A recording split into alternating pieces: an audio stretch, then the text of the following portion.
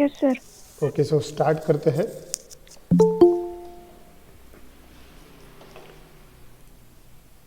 Actually today is our second demo. ठीक है, last time हमने पाइथन के बारे में जस्ट एक इंट्रोडक्शनरी बात की थी, राइट। मैंने आपको कुछ पीपीटी में कुछ स्लाइड्स बताई थी जिसमें हमने पाइथन का जॉब ट्रेंड क्या है, उसके बाद में कब वो लॉन्च हुआ था, जावा के बस साथ में उसका कंपैरिजन किया था, ये सारी चीज़ें हमने देखी है। अब आपको एक चीज़ क्लियर हो गई कि पाइथन किस पार्ट में, मतलब किस फेज में या फिर किस सेक्टर में काम करता है। मैंने आपको बताया, कल हमने डिस्कस किया ना कल, कि एआई में काम होता है, उसके बाद में डेटा एनालिटिक्स में काम होता है, डेटा विजुअलाइजेशन में काम होता है, प्रोग्रामिंग इंटरफेस में काम होता है, राइट। ये अलग अलग ऑप्शंस हैं, ये मैंने आपको कल एक्सप्लेन किए थे। एक बार थोड़ा सा रिवाइज कर लेते हैं। हम बात कर रहे थे, सपोज अगर मैंने पूछा आपको कि एआई एंड मशीन लर्निंग में पाइथन कैसे काम करता है, तो अगर आपको पूछा कि कोई रियल टर्म एग्जांपल बताइए आप, तो क्या बता सकते हैं हम लोग, बताइए।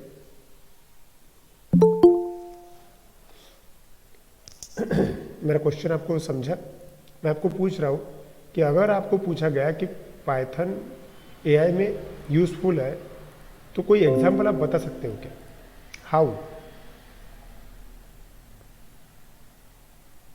एनीवन?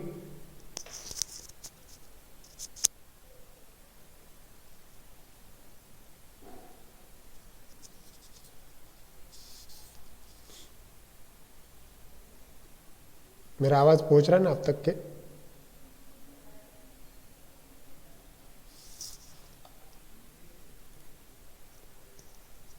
मैं आपको पूछ रहा हूँ कि सपोज आपको बोला गया कि चलो एआई में हमने देखा कि पाइथन रहता है, काम करता है, हमने ये सारे के सारे फेज कल डिस्कस किए थे और मैंने आपके साथ में उसका वीडियो भी शेयर किया था। चलिए, अच्छा विजुअलाइजेशन लाने के लिए मैं यहाँ लेता हूँ। हम बात कर रहे हैं एआई की, मैं सिर्फ आपको एग्जाम्पल पूछ रहा हूँ।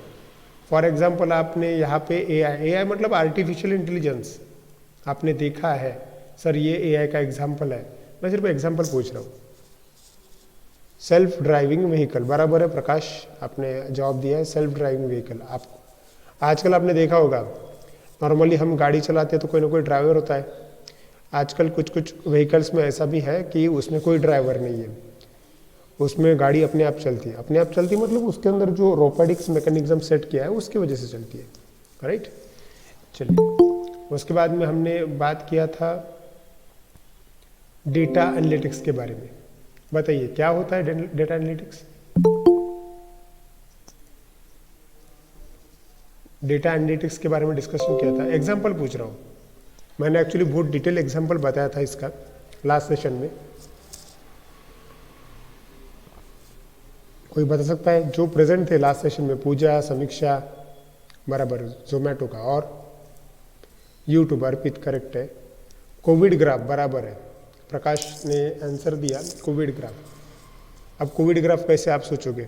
देखिए, जब कोरोना आया था, अभी तो 2 साल हो रहे उसको आके, तो किसी भी देश के पास उसके बारे में जानकारी नहीं थी सही, ठीक है। तो अलग अलग देश में अलग अलग लोगों पे अलग अलग एनवायरनमेंट में उसके क्या क्या सिम्टम्स दिख रहे उसका डेटा जनरेट किया गया, कलेक्ट किया गया, और उस पे से डिसीजन मेकिंग भी की गई कई बार।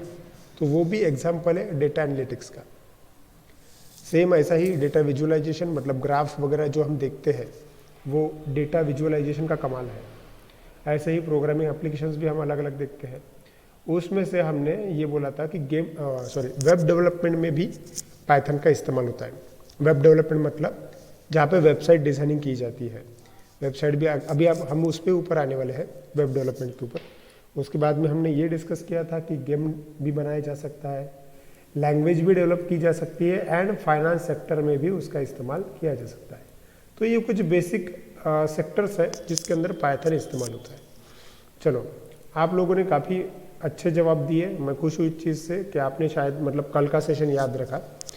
देखो, ये जो बैच है, ये बैच मतलब इसमें आपको 2 वे कम्युनिकेशन करना बहुत ज़्यादा ज़रूरी है, क्योंकि मैंने ये चीज़ देखी हुई है कि कुछ बंदे सिर्फ सुनते हैं कि सामने वाला बंदा क्या बोल रहा है। सिर्फ सुन के फ़ायदा नहीं है, आपको उसके ऊपर रिएक्ट करते आना चाहिए, तब जाके उसका कोई मतलब बनता है, ठीक है। इसलिए मैं जब भी कुछ पूछूं तो आप कोशिश किया करो अपनी मर्जी से आंसर देने का, ठीक है। ओके, सो आगे बढ़ते हैं। हम जो चीज़ देखने वाले हैं पाइथन के अंदर, वो हम पढ़ने वाले हैं वेब डेवलपमेंट, ठीक है। पाइथन में तो वैसे अलग अलग ऑप्शंस हमने देखी ही है, तो हम जिसके ऊपर काम करने वाले हैं वो है वेब डेवलपमेंट, ठीक है। अब वेब डेवलपमेंट मतलब सिंपल सी बात है, वेब मतलब वेबसाइट डेवलपमेंट बनाना, वेब डेवलपमेंट मतलब वेबसाइट डेवलपमेंट में हम काम करेंगे। अब वेबसाइट डेवलपमेंट मतलब जितने भी अलग अलग एप्लीकेशंस है, मैक्सिमम एप्लीकेशंस जो है आपको ऑनलाइन मिल जाते हैं। आजकल तो सभी कुछ ऑनलाइन हो रहा है, तो इसीलिए इसमें स्कोप बहुत ज़्यादा है वेब डेवलपमेंट में।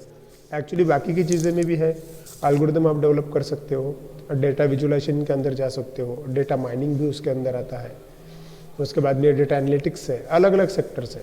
तो जब हम किसी चीज़ में एंट्री करते हैं, मतलब एंट्री पॉइंट ऑफ व्यू में आपसे बात कर रहा हूँ, अगर आपको पाइथन में एंट्री लेनी है या फिर ये career point of view choose करना है, तो आपने शुरू करना चाहिए वेब डेवलपमेंट से, क्योंकि ये आसान एंड लॉन्ग टर्म वाला काम है, ठीक है। जल्दी समझ में आएगा, प्रोजेक्ट भी काफ़ी अच्छे बना सकते हैं इसके अंदर, वेब डेवलपमेंट के अंदर।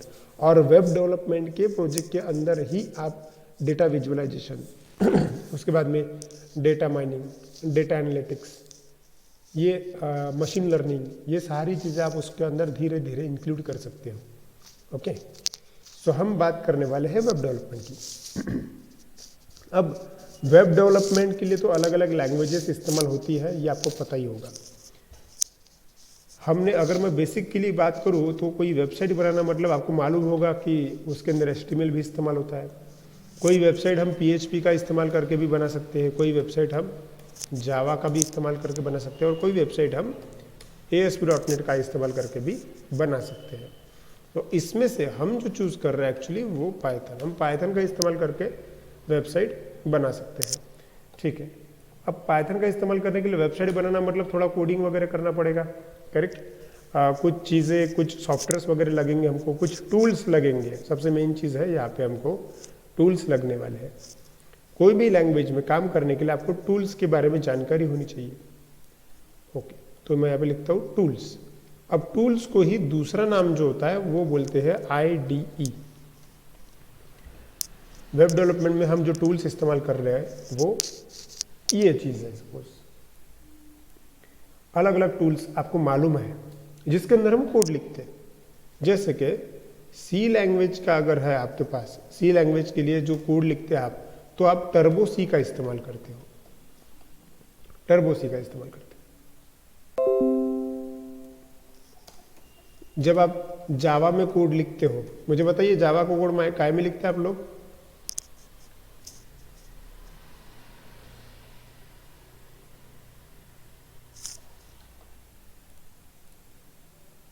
बराबर, आप क्या में लिखते हो? नेटबीन के अंदर लिखते हो। चलिए ठीक है, नेटबीन है, इक्लिप्स है, बराबर। चलिए नेटबीन है, इक्लिप्स है। चलिए मैं आपके लिखता हूँ कि जावा का कोड हम नेटबीन में भी लिखते हैं, इक्लिप्स में भी लिखते हैं, विजुअल स्टूडियो में भी लिखा जा सकता है अगर उसके अलग अलग चीज़ें ऐड करते हैं हम, तो बराबर अलग अलग लाइब्रेरीज अगर ऐड करते हैं हम, VS कोड के अंदर भी लिख सकते हैं उसको। लेकिन नेटबीन एंड इक्लिप्स जो है वो जावा के लिए ज़्यादा फेमस है। चलिए अगर आप PHP में कोड लिखते हो तो PHP का कोड क्या में लिखते हैं? कोई बता सकता है कौन सा टूल इस्तेमाल होता है PHP के कोड के लिए?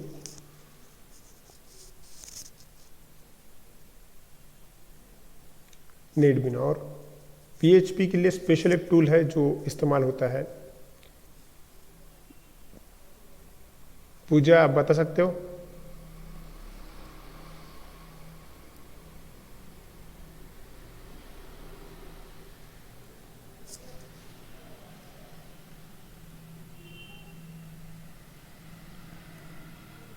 देखो PHP के लिए नॉर्मली वैसे तो कोई भी आईडी चल जाएगी, लेकिन एक खास आईडी है जिसका नाम है ड्रीम वीवर। ड्रीम वीवर ये एक आईडी है जिसका मतलब जो PHP डेवलपर जो है वो प्रेफर करते हैं कि ड्रीम वीवर इस आईडी में कोड लिखे। वैसे अगर लिखना चाहो तो आप तो नोटपैड का भी इस्तेमाल कर सकते हो, क्योंकि नोटपैड पे भी, वो नोटपैड भी क्या एक प्रकार का एडिटर है, लेकिन उसके अंदर मुश्किल जाती है इस तरह का कोड लिखने के लिए, इसलिए वो नहीं इस्तेमाल किया करना चाहिए। ड्रीम वीवर में रेडीमेड कुछ टूल्स होते हैं जिसमें फास्ट आप डेवलपमेंट कर सकते हो, ठीक है। और बात करते हैं अभी हम पाइथन के बारे में। पाइथन में हम क्या इस्तेमाल करते हैं?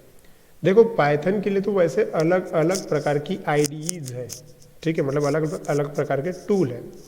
उसमें से सबसे फेमस जो टूल है वो एक्चुअली पाइचार्म है। मतलब मैक्सिमम जो डेवलपर लोग जो प्रेफर करते हैं वो पाइचार्म को करते हैं। और पाइचार्म का अलग अलग प्रकार का अपीयरेंस भी है, उसके अलग अलग वर्जन्स भी है, ठीक है। पाइचार्म सिर्फ इतना ही नहीं, इसमें बाकी भी टूल्स आते हैं। पाइचार्म है, इसके अंदर एक जुपिटर है, बराबर है, जुपिटर है। और कोई बता सकता है? कोमल ने आंसर किया कि ये जुपिटर का इस्तेमाल करके भी किया जा सकता है। पाइचार्म, जुपिटर, वीएस कोड, बराबर। अर्पित ने बताया वीएस कोड का इस्तेमाल करके भी, अर्पित और नवीन ने आंसर किया है वीएस कोड का इस्तेमाल करके भी आप कर सकते हो, ठीक है। और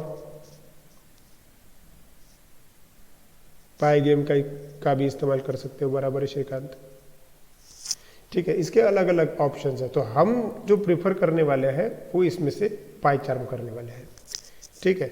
अब ऐसा क्यों? देखिए, पाइचार्म में हमको कुछ चीज़ें चाहिए रहती है, जैसे कि लाइब्रेरीज ऐड करना हो गया। वैसे तो ये लाइब्रेरीज ऐड करना किसी भी आप आईडी का इस्तेमाल करके ऐड कर सकते हो, लेकिन जो मुझे यूआई लगता है पाइचार्म का, वो यूआई बहुत बढ़िया है as a developer point of view, और जिसमें काफ़ी सारे शॉर्टकट्स दिए हुए हैं, इसलिए मैक्सिमम जो डेवलपर कम्युनिटी है वो पाइचार्म को प्रेफर करती है। वैसे तो ये जस्ट गाड़ी लेने जैसा है, किसी को स्प्लेंडर पसंद आएगी, किसी को सपोज जुपिटर पसंद आएगी, किसी को सपोज हीरो होंडा, या फिर अलग अलग गाड़ियाँ, डिपेंड करता है, ठीक है। सपोज मैं यहाँ पे चूज़ करने वाला हूँ, हम पाइचार्म का इस्तेमाल करेंगे, ओके। चलिए, अब ये तो क्लियर हो गया कि हम पाइचार्म का इस्तेमाल करेंगे, तो हमारा जो आईडी है वो है पाइचार्म। अब ये डाउनलोड कैसे करते हैं, ये मिलेगा कहाँ पे, ठीक है। अब देखिए, सिर्फ पाइचार्म का इस्तेमाल करके से ही वो ख़त्म नहीं होगा, क्योंकि डिज़ाइन हम जो वेब डेवलपमेंट करने वाले हैं, वेब डेवलपमेंट करने के लिए आपको अलग अलग फ्रेमवर्क के बारे में भी नॉलेज होना चाहिए। अब मैं फ्रेमवर्क ये क्या बोल रहा हूँ, मतलब फ्रेमवर्क ये वर्ड क्या है? देखिए,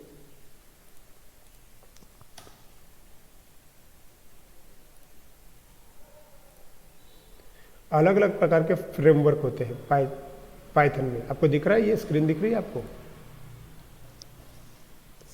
ठीक है। तो इसमें देखिए, चेरी पाई नाम का फ्रेमवर्क है, बॉटल नाम का फ्रेमवर्क है, क्यूबिक वेब नाम का फ्रेमवर्क है, एंड जैंगो नाम का फ्रेमवर्क है। एक्चुअली ये डी जैंगो लिखा हुआ है, लेकिन इसका प्रोनाउंसिएशन जैंगो किया जाता है, ठीक है। अब ये एक्चुअली क्या है, मतलब जैंगो, ये क्यूबिक वेब, ये बॉटल और चेरी पाई, ये मैं क्या बात कर रहा हूँ? फ्रेमवर्क मतलब क्या? देखो, काफ़ी सारे लोगों को पाइचार्म के बारे में तो ऑलरेडी पता ही होगा, लेकिन अब मैंने न्यू जो वर्ड लिया है वो है फ्रेमवर्क, क्योंकि इस प्रोजेक्ट में या फिर इस लैंग्वेज में हमको काम अगर करना है तो उसकी कुछ टेक्निकल चीज़ें हमको समझना ज़रूरी है। तो फ्रेमवर्क क्या होता है? किसी भी काम को, मतलब कोई भी हम करने वाले हैं वेब डेवलपमेंट, तो वेब डेवलपमेंट करने के लिए कुछ रूल्स एंड रेगुलेशन, बाइजिंग कुछ रूल्स एंड रेगुलेशन हमको फॉलो करने हैं। तो वो जो पार्ट होता है वो सब कुछ होता है फ्रेमवर्क के अंदर, ठीक है। अलग अलग प्रकार के फ्रेमवर्क होते हैं। अगर आपने सुना होगा तो दो फ्रेमवर्क बहुत ज़्यादा इस्तेमाल होता है डिज़ाइनिंग के लिए। एक होता है जैंगो और दूसरा है, उसका नाम है फ्लास्क। ये आपके लिए हो सकता है कि ये नए वर्ड हो, सो टेंशन मत लो इसका, हम देखेंगे ये क्या होते हैं। फ्रेमवर्क होते हैं जैंगो एंड फ्लास्क। अब इसमें मैं आपको ये चीज़ बता दूँ, देखो जैसे फॉर एग्जांपल मैंने अगर कोई साइट ओपन की है, जैसे कि यहाँ पे आया मैं कोई भी साइट अगर ओपन करता हूँ, जैसे कि एक उदाहरण देता हूँ मैं आपको, कोई भी साइट, मतलब चलिए मैंने फेसबुक टाइप किया, यहाँ पे facebook.com टाइप किया, ठीक है। ये सबके फेवरेट साइट है, सबको ही मालूम है इसके बारे में। अब ये facebook.com जब टाइप किया मैंने, इसका पेज आ गया, ठीक है। इस पेज में देखिए यहाँ पे लॉगिन बॉक्स दिख रहा है, साइड में उसके नीचे आपको क्रिएट न्यू अकाउंट दिख रहा है।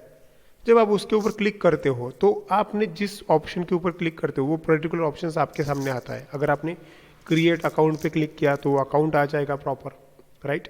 उसके अंदर आप अकाउंट बना सकते हो। ये अलग अलग चीज़ें आपको प्रोवाइड की जाती है। तो ये जो चीज़ें हैं, ये जो डिज़ाइन है, इस डिज़ाइन को बनाने का तरीका होता है। इस डिज़ाइन को बनाने का तरीका होता है। अब तरीका मतलब कैसे, देखो डेवलपर ने क्या क्या किया होगा डेवलपर में। नॉर्मल आपको बता दो कि ये काम कैसे करता है। कोई भी डिज़ाइनिंग, अगर मैंने बोला कि आपको HTML में ये सारी चीज़ें करनी है, तो अगर थोड़ा बहुत अगर आपको HTML पता होगा तो आप समझ जाओगे कि ये पेज कैसा डिज़ाइन किया क्या होगा, ठीक है। लेकिन जो नॉर्मल लैंग्वेजेस है, HTML में डिज़ाइनिंग करना या फिर ASP या फिर PHP में डिज़ाइन करना, उसमें कई बार क्या होता है कि डिज़ाइन पैटर्न कैसा होता है, एक व्यूवर रहता, नॉर्मली व्यूवर रहता है, और दूसरा आप उस चीज़ को व्यू कर सकते हैं प्रॉपर। देखो यहाँ पे मैं आपको डायग्राम से बताता हूँ। ये एक वेब आर्किटेक्चर समझो। यूज़र है, मतलब आप हो यूज़र, आप कोई तो भी URL टाइप करते हो, और वो URL टाइप करते हो, URL मतलब facebook.com google.com समथिंग, ठीक है। आपको URL टाइप करते हो और टाइप करते बराबर आपको वो चीज़ दिखने लग जाती है। मतलब आपने कैसा पैटर्न फॉलो किया, आपने URL प्लेस किया और आपने उस URL को पुट करने के बाद में व्यू किया, उसको देखा। जैसे कि मैंने अभी किया facebook.com, जस्ट टाइप किया, एंटरिट किया और फेसबुक का पेज खुल गया मेरे सामने, बराबर, मतलब व्यू हो गया। तो ये जो ना, ये जनरल आर्किटेक्चर हो गया, मतलब इसको वेब आर्किटेक्चर बोलते हैं। जनरल मतलब नॉर्मली कोई भी वेबसाइट ऐसी खुल जाती है, URL टाइप करा, बटन पे हिट कर दिया, एंटर लगा दिया, मतलब वो व्यू होना शुरू हो जाता है। लेकिन ये चीज़ जो है यहाँ पे, ये नॉर्मल आर्किटेक्चर है, नॉर्मल डिज़ाइन पैटर्न है।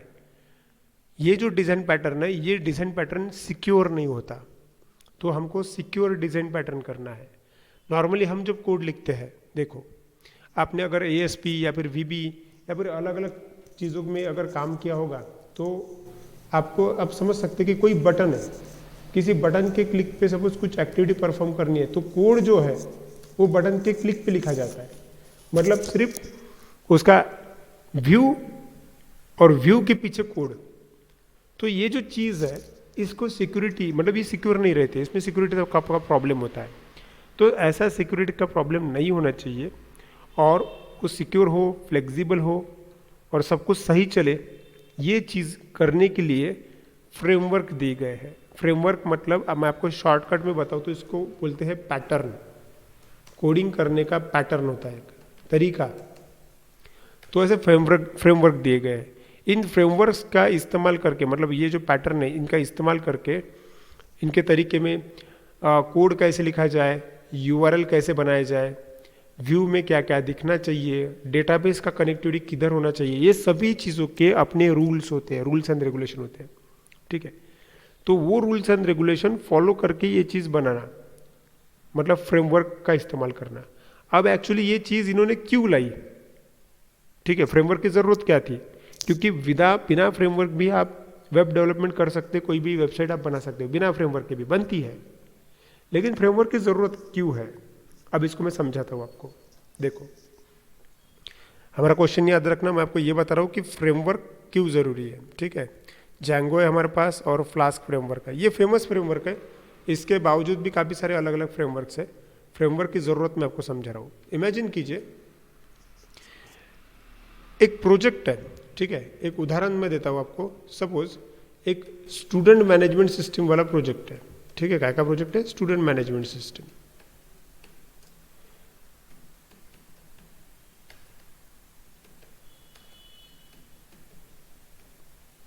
एक प्रोजेक्ट है स्टूडेंट मैनेजमेंट सिस्टम, ठीक है। अब इस प्रोजेक्ट को सपोज 3 लोग बना रहे हैं और तीनों ही अलग अलग लोकेशन के हैं। इमेजिन करो, एक है राम जो अलग लोकेशन का है। सपोज राम रहता है, इमेजिन करो कि राम है भाई अमरावती में। दूसरा एक स्टूडेंट काम कर रहा है, मतलब वो भी अलग है, ये तीनों एक दूसरे को पहचानते नहीं। एक राम है, दूसरा श्याम है। चलो, ये सपोज रहता है रायपुर, ठीक है। और एक गोपाल है।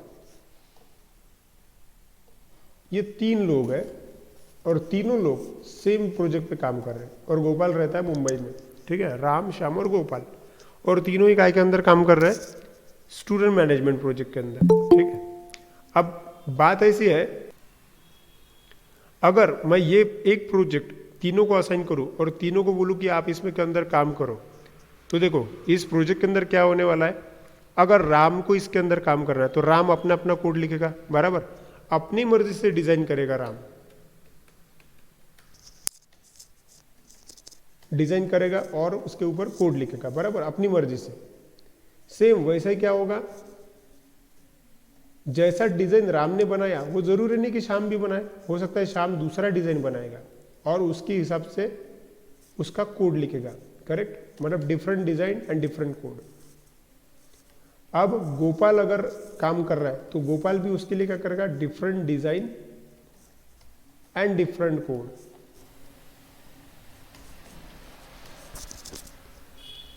राम ने भी डिजाइन किया, कोड लिखा, श्याम ने भी डिजाइन किया, कोड लिखा, और गोपाल ने भी डिजाइन किया और कोड लिखा।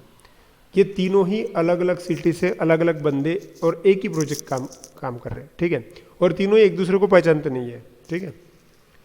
तो आपको मैं पूछना चाहूंगा कि मुझे बताइए, ये तीनों ही एक जैसा डिजाइन करेंगे या अपनी अपनी क्षमता के ऊपर से अलग अलग डिजाइन बनाएंगे?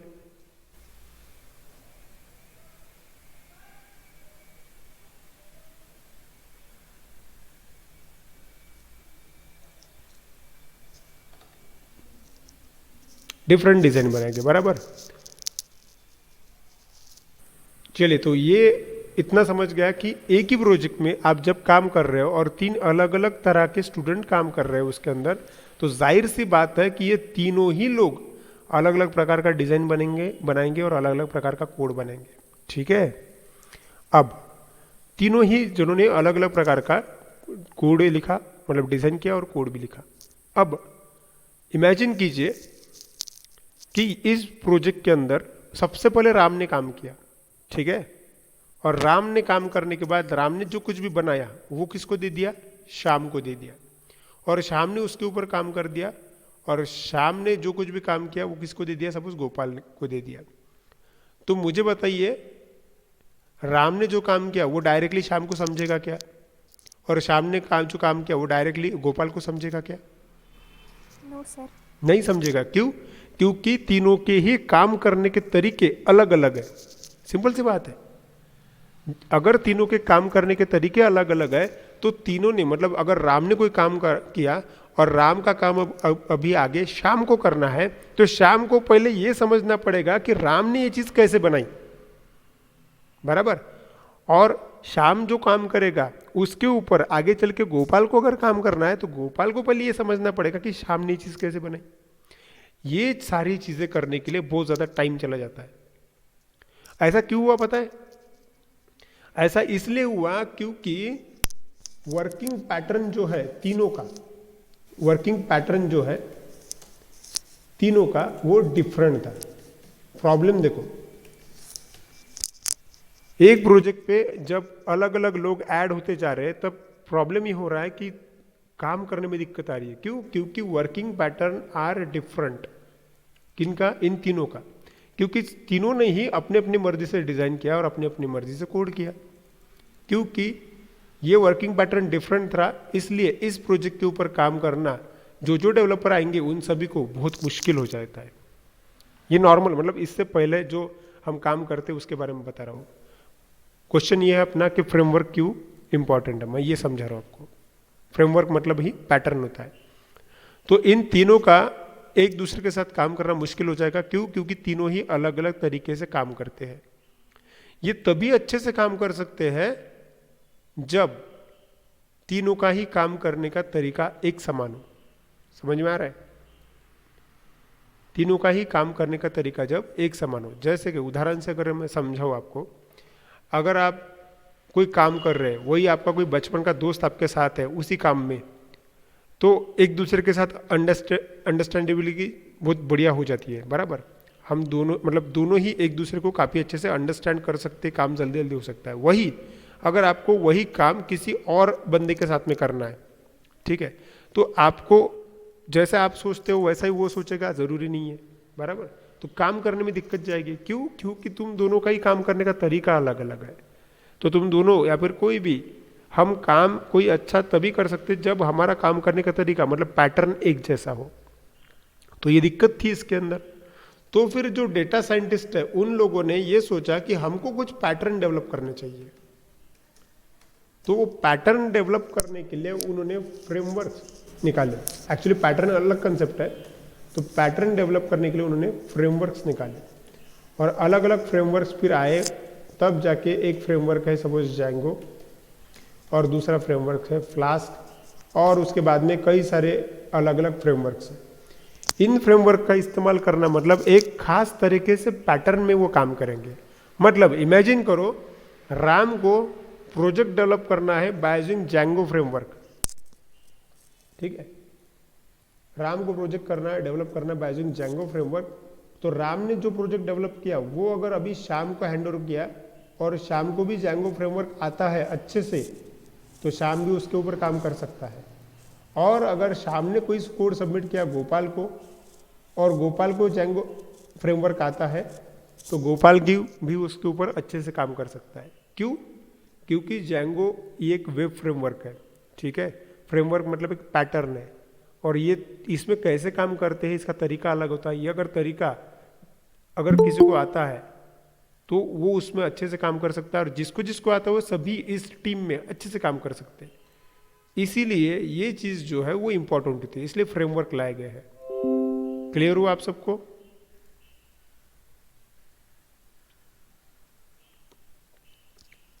Yes sir. ओके, अब हम जो फ्रेमवर्क इस्तेमाल करने वाले हैं वो फ्रेमवर्क है जैंगो फ्रेमवर्क। अब ऐसा क्यों? देखो, जैंगो फ्रेमवर्क में कई सारे अलग अलग ऑप्शंस हैं जो फुल स्टैक डेवलपमेंट करने के लिए काम में आते हैं, ठीक है। तो फ्लास्क एक्चुअली इजी है, थोड़ा सा कॉम्प्लेक्स जो है वो जैंगो फ्रेमवर्क है, क्योंकि मैक्सिमम जो डेवलपर कम्युनिटी है वो जैंगो फ्रेमवर्क को प्रमोट करती है, इस्तेमाल करती है। इसलिए हम भी क्या करेंगे, जैंगो फ्रेमवर्क का इस्तेमाल करेंगे, ठीक है। तो चलिए, मैंने आपको दो चीज़ें बताई यहाँ पे। हम जो टूल्स इस्तेमाल करने वाले हैं आपको एकदम क्लियर हो गया होगा कि जो टूल हम इस्तेमाल करेंगे, टूल का मतलब ये होता है क्या, आईडीई, और हमारी आईडी क्या है, पाइचार्म। उसके बाद में उसके अंदर जो हम फ्रेमवर्क इस्तेमाल करने वाले हैं वो है जैंगो फ्रेमवर्क, ठीक है। उसका आप डिजैंगो मतलब लिखते वक्त डिजैंगो लिखना पड़ता है, लेकिन उसका जो प्रोनाउंसिएशन जैंगो फ्रेमवर्क है, ठीक है। ओके, इसमें कोई डाउट कि क्या क्या इस्तेमाल होने वाला है? No sir. ओके, मैंने आपको ये बताया कि गुड, मैंने आपको ये बताया कि टूल्स क्या होते हैं, टूल्स कौन सा इस्तेमाल होंगे और उसके अंदर फ्रेमवर्क क्या इस्तेमाल होंगे। अब हमको ये फ्रेमवर्क को, ये टूल्स को पढ़ना पड़ेगा, करेक्ट है, ठीक है। तो एक काम करते हैं, चलिए स्टार्ट करते हैं पाइचार्म से। अब पहले तो बात कर लेते हैं पाइचार्म की। तो पाइचार्म तो क्या है, टूल है ना। टूल मतलब क्या है, सॉफ्टवेयर है, तो उसको इस्तेमाल करना पड़ेगा। चलो, उसके बाद में जैंगो फ्रेमवर्क का हमको इस्तेमाल करना पड़ेगा। अब जैंगो फ्रेमवर्क के बारे में अगर बात कर रहे हैं हम, तो जैंगो फ्रेमवर्क क्यों इस्तेमाल करना चाहिए वो भी देख लेते हैं, ठीक है। चलिए, सो मेरे स्लाइड ओपन कर लेता हूं मैं। देखिए, जैंगो फ्रेमवर्क से क्या होता है, ये इतनी चीजें की जा सकती है जैंगो फ्रेमवर्क से, ठीक है। चलिए, मैं आपको इजी जाने के लिए यहाँ पे पुट करता हूँ उसको। देखो, ये कुछ चीज़ें हैं जैंगो फ्रेमवर्क में, इतनी चीज़ें फास्ट तरीके से होती है। क्या है? पहला है रैपिड डेवलपमेंट। अब रैपिड डेवलपमेंट मतलब क्या क्या होता है, मीनिंग रैपिड का?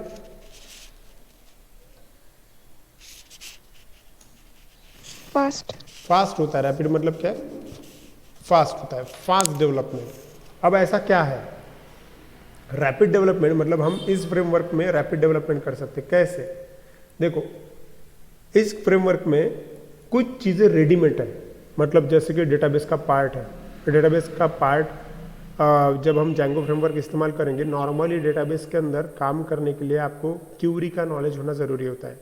मतलब इंसर्ट, अपडेट, डिलीट करना, ठीक है, ये सारी चीज़ें करना ज़रूरी होता है, ठीक है। इसका नॉलेज भी लेना ज़रूरी है, क्यूरी कैसे लिखते हैं वगैरह। लेकिन इसके अंदर कुछ चीज़ें ऐसी है जिससे क्या होता है कि कोई इंसर्ट अपडेट डिलीट करने के लिए जो कमांड है वो हम डायरेक्टली ऑब्जेक्ट के थ्रू अगर कॉल कर दे तो उससे डायरेक्टली इंफॉर्मेशन डेटाबेस के अंदर सेव की जा सकती है, मतलब आपका काम बचता है इससे। इसलिए इसका एक फीचर है कि ये रैपिड डेवलपमेंट के लिए काम में आता है। ठीक है। दूसरा है सिक्योर। इसकी सिक्योरिटी बहुत अच्छी है जो फ्रेमवर्क हम इस्तेमाल करेंगे। हेलो, ठीक है। ये सिक्योर भी है।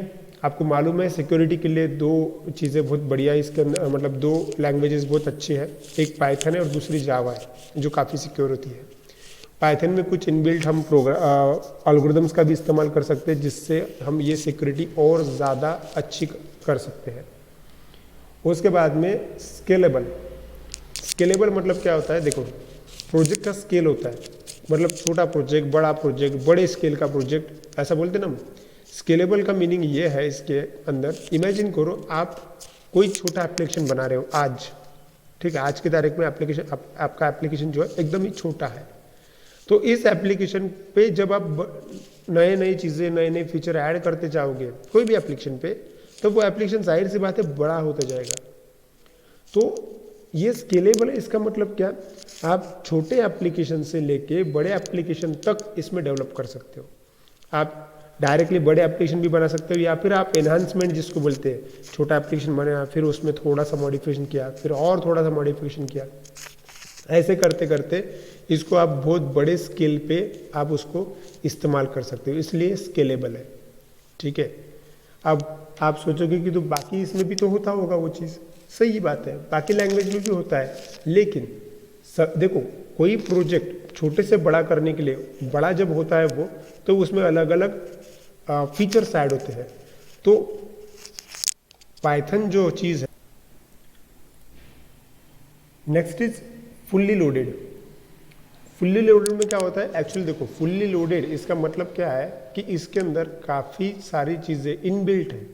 इनबिल्ट है मतलब मैं आपको बताना चाहूँगा कि पाइथन के अंदर नॉर्मली हम देखिए, मैंने इमेज प्रोसेसिंग के ऊपर काम किया हुआ है, अलग अलग एल्गोरिदम के ऊपर काम किया हुआ है, लेकिन मैंने ये देखा कि पाइथन लैंग्वेज में जब भी तुमको किसी और चीज़ की ज़रूरत होती है, किसी और एल्गोरिदम की या फिर किसी और लाइब्रेरी की ज़रूरत होती है, तो वो लाइब्रेरी इसके अंदर ऐड करना बहुत ज़्यादा ईजी हो जाता है।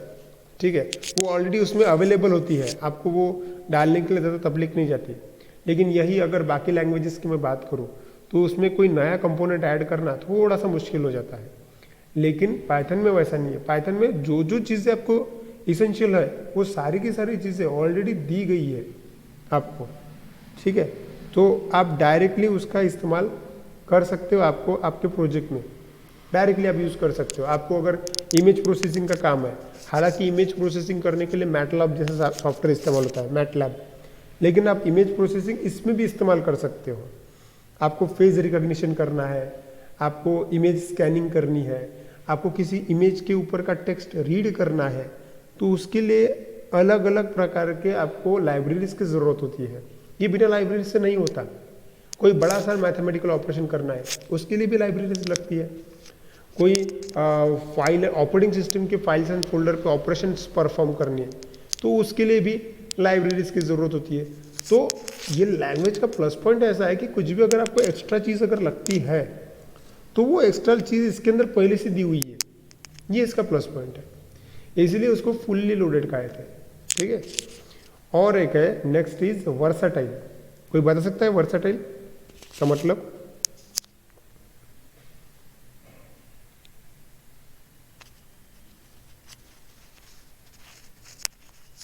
वर्साटाइल क्या ऐसा होगा वर्साटाइल?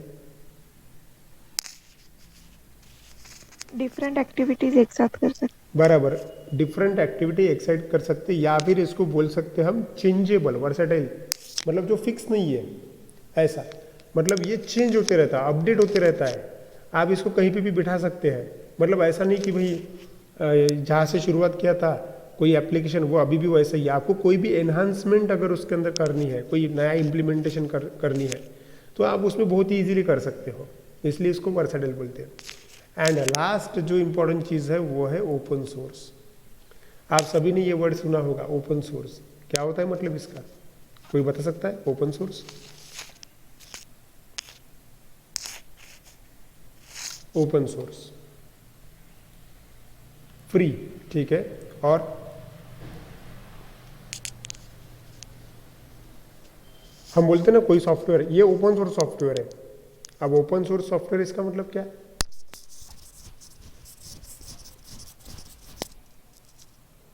ओपन सोर्स सॉफ्टवेयर है इसका मतलब हम उसको फ्री इस्तेमाल कर सकते हैं, करेक्ट। उसको परचेस करने की जरूरत नहीं है। सेम यहाँ भी वो ऐसा ही है, पाइथन ओपन सोर्स है। ओपन सोर्स है इसका मतलब आप उसको डायरेक्टली इस्तेमाल कर सकते हैं, आपको किसी को लाइसेंस वगैरह लेने की जरूरत नहीं है किसी से, है ना। आपने देखा होगा जो नॉर्मली, देखो इसका एक अगर मैं उदाहरण अगर दूँ कि कैसे, तो आप देखिए आपके सिस्टम में ना एंटीवायरस होता है, बराबर, एंटीवायरस।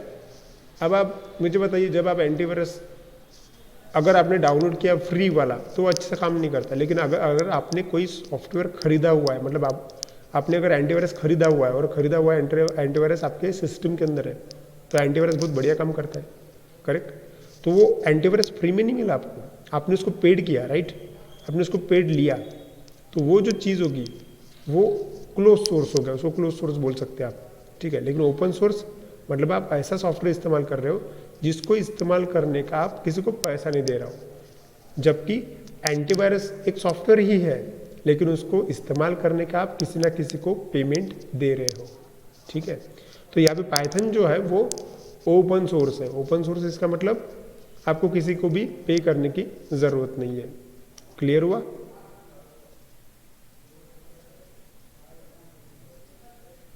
Yes sir. ओके, ठीक है। तो ये कुछ चीज़ें मैंने आपको फीचर्स बताए सिर्फ। एक्चुअली ये फीचर्स तो आपको ऑलरेडी पता ही होंगे, आपने पाइथन के बारे में काफ़ी कुछ सुन के रखा होगा, राइट। चलिए अब हम आगे बढ़ते हैं टूल के बारे में। अब हम, मुझे जो बेसिक चीज़ें आपको पता नहीं थी वो तो मैं बता चुका हूँ, इसके बारे में इंट्रोडक्शन में आपको बता चुका हूँ, ठीक है। अब बात करते हैं पाइचार्म कैसे डाउनलोड कर सकते हैं, क्योंकि ये कहीं से भी डाउनलोड करना पड़ेगा ना, ठीक है। तो पाइचार्म को डाउनलोड अगर करना है आपको तो सिंपल है, आप अपना वेब ब्राउज़र ओपन कर लीजिए। चलिए मैंने google.com टाइप किया। google.com टाइप करने के बाद में यहाँ पे आया मैं, और यहाँ पे मैंने टाइप किया पाइचार्म, मुझे ये वाला आईडी चाहिए, और यहाँ पे मैंने वर्ड जो लिखा हुआ वो पाइचार्म डाउनलोड ऐसा लिखा हुआ है। तो जैसे मैं पाइचार्म डाउनलोड ऐसा लिखूंगा और एंटर हिट करूँगा तो यहाँ पे देखो एक हाइपरलिंक आया हुआ है। अब यहाँ पे मैं आपको एक चीज़ बताना चाहूँगा, कुछ लोगों के लैपटॉप में ऐसा हो सके कि ये पहला नंबर का जो लिंक है यहाँ पे ऐड मतलब AD ऐसा लिखा हुआ रहता है, तो ऐड के उस ऊपर क्लिक मत करना। इसका जो ऑफिशियल साइट है एक्चुअली वो jetbrains.com नाम से है, ठीक है। मैंने जस्ट क्या टाइप किया, पाइचार्म डाउनलोड, एंड फर्स्ट नंबर पे ही उसका हाइपरलिंक आ गया। देखो मैं आपको जूम किया यहाँ पे, इसका नाम है jetbrains.com। तो ये उसकी ऑफिशियल साइट है जहाँ पे पाइचार्म मिलता है, ठीक है। मैं जूम आउट कर लिया। अब ये वाली साइट आपको ओपन करनी है, जस्ट मैं वहाँ पे क्लिक करता हूँ। क्लिक करने के बाद कुछ इस तरह से अपीयरेंस आएगा आपको, ठीक है। ओके, देखो यहाँ पे दो ऑप्शन है आपके पास में, डाउनलोड पाइचार्म लिख के आ रहा है। यहाँ पे देखिए दो ऑप्शन है, एक है विंडोज़ मैकओएस और एक ऑप्शन है वो है लिनक्स। अब actually Windows macOS and Linux ये ऑपरेटिंग सिस्टम्स है, ऑपरेटिंग सिस्टम के प्रकार है, राइट। बहुत से लोग, मतलब मुझे लगता है कि 80% लोग शायद विंडोज़ इस्तेमाल करते होंगे, 10% मैकओएस एंड 10% सपोज लिनक्स इस्तेमाल करते होंगे। तो जिसके सिस्टम में जैसी ऑपरेटिंग सिस्टम है उसके हिसाब से आप वो चीज़ डाउनलोड कर सकते हो।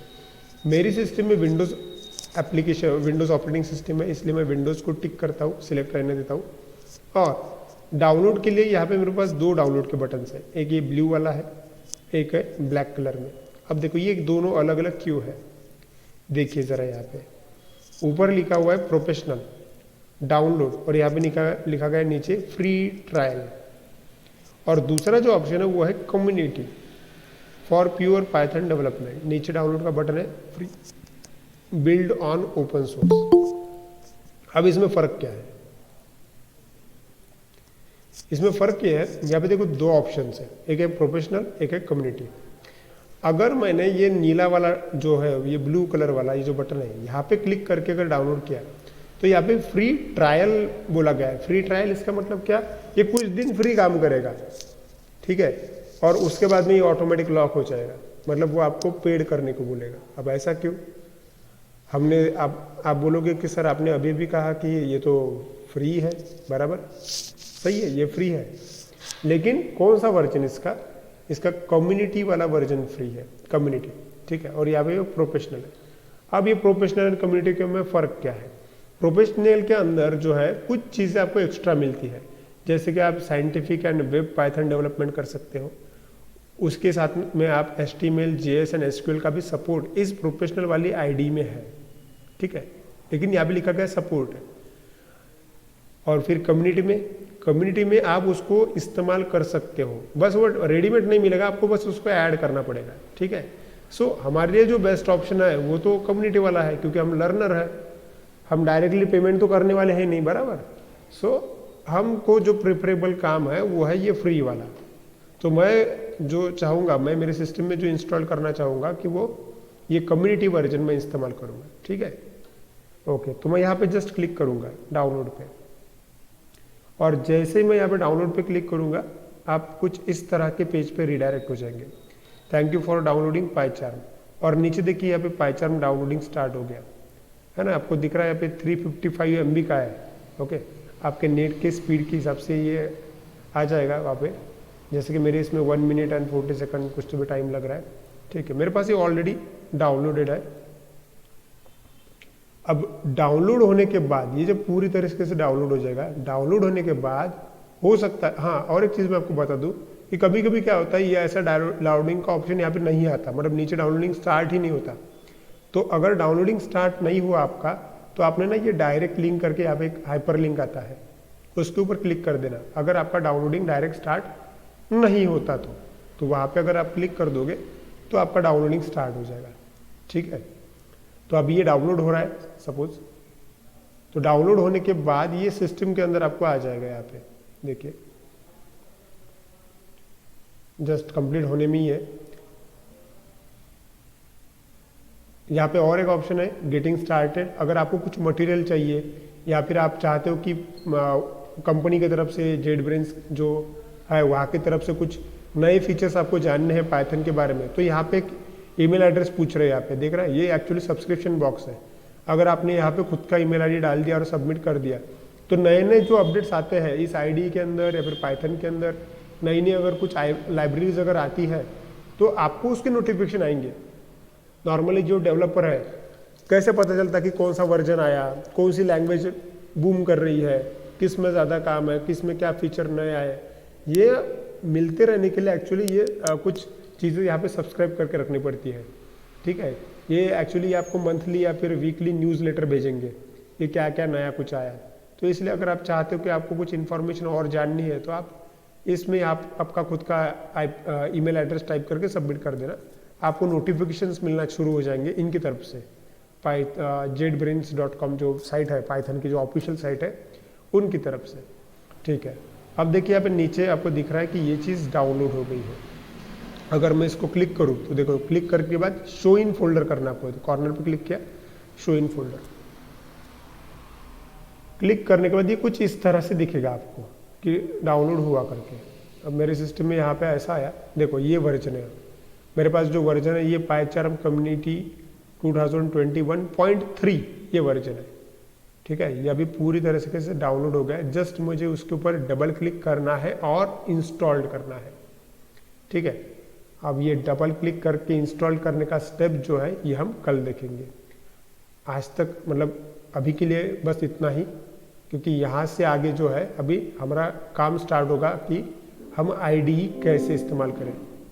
पाईचार्म हमने सिर्फ डाउनलोड करना सिखाया मैंने अभी, और उसको इंस्टॉलेशन हम नेक्स्ट सेशन में देखेंगे, ठीक है। अच्छा, तो मुझे बताइए इस सेशन में आप लोगों को कोई डाउट्स है? मैं एक बार फिर से रिवाइज कर दूं, आज हमने क्या देखा। आज मैंने आपको ये बताया कि हम पाइथन में वेब डेवलपमेंट स्टार्ट कर रहे हैं। उसके अंदर मैंने आपको IDEs के बारे में बताया, मतलब टूल्स के बारे में बताया। टूल्स मतलब किस में हम कोडिंग करने वाले हैं। अलग अलग लैंग्वेजेस में अलग अलग प्रकार के टूल्स हम इस्तेमाल कर सकते हैं, ठीक है।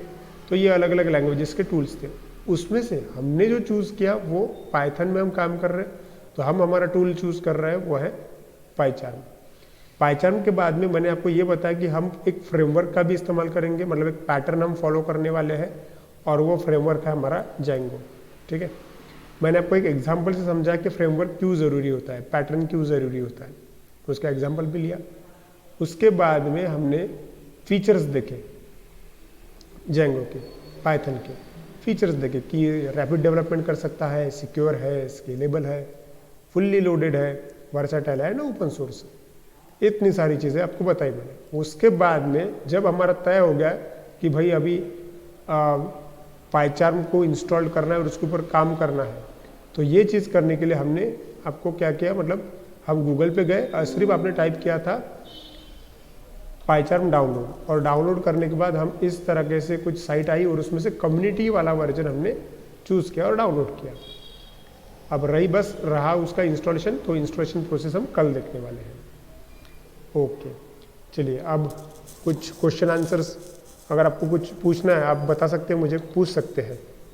कोई प्रॉब्लम है आपको? Pooja, Kanchan, Gulshan, Prajakt, okay, Arpit, no sir. Bharti, Vikrant, okay okay, Tripti, okay, Pooja Javarkar, no sir. Okay, ठीक है, चलो ठीक है। आज का सेशन से एकदम क्लियर है आपको? ठीक है, मैं आपको, चलिए आपका आज का सेशन अच्छा हो गया। ओके, अब कल क्या करेंगे हम, कल का स्टेप है, कल से हम डेवलपमेंट स्टार्ट करने वाले हैं, ठीक है। तो कल का जो पार्ट है वो बहुत ज़्यादा इम्पोर्टेंट है। कल मैं आपको बताऊंगा कि पाइचार्म इंस्टॉल कैसे होगा और उसके ऊपर प्रोजेक्ट की शुरुआत कैसे होता है, क्योंकि कोर पाइथन में अलग काम है और अभी हम फ्रेमवर्क का इस्तेमाल करने वाले हैं, तो फ्रेमवर्क कैसे ऐड करते हैं वो भी हम देखेंगे। ओके, सो मिलते हैं कल, आज के लिए इतना ही, थैंक यू।